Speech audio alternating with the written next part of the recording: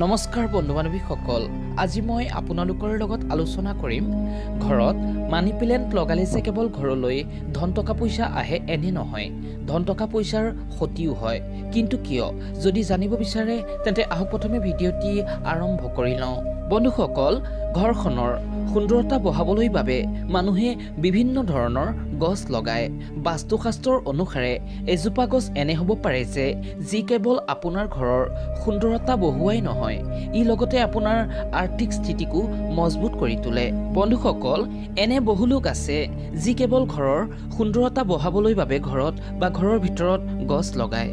গতিকে আজি এই ভিডিঅ'টিত তাৰে ভিতৰত এনে এজোপা গছৰ বিষয়ে ক'বলৈ গৈ আছোঁ, যিজোপা গছ কেৱল আপোনাৰ ঘৰত সুন্দৰতা বঢ়োৱাই নহয়, আপোনাৰ ঘৰলৈ সুখ সমৃদ্ধিকো আগমন ঘটাব। আৰু সেই গছজোপাই হৈছে মানি প্লেণ্ট।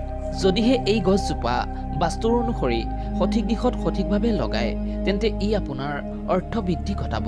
কিন্তু যদিহে এই গছ ভুল দিশত লগায় তেন্তে ই আপোনাৰ অৰ্থ ক্ষতি কৰাব পাৰে। গতিকে মানি প্লেণ্ট লগোৱাৰ আগতেই জানক ইয়াক কোন দিশত লগায়। বন্ধুসকল, ইয়াৰ আগতে জানক মানি প্লেণ্ট ঘৰৰ বাহিৰত ৰাখিব লাগেনে নে ভিতৰত। বাস্তুৰ অনুসাৰে মানি প্লেণ্ট কেতিয়াও ঘৰৰ বাহিৰত লগোৱা উচিত নহয়। ইয়াক সদায় ঘৰৰ ভিতৰত লগাব লাগে, কাৰণ এই গছত যাতে আনৰ দৃষ্টি নপৰে।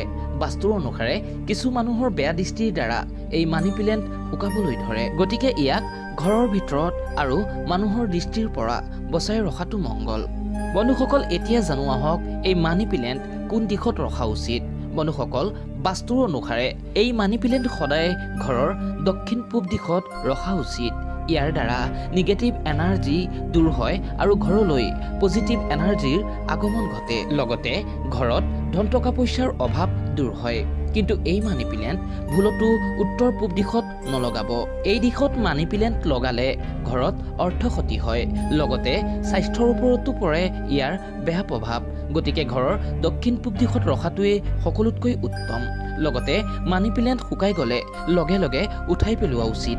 সেয়েহে বন্ধু বান্ধৱীসকল, যদিহে ভিডিঅ'টি আপোনালোকৰ ভাল লাগিলে তেন্তে লাইক এটা কৰিব, লগতে কমেণ্টত শুদ্ধ মনে লিখিব জয় মা লক্ষ্মী।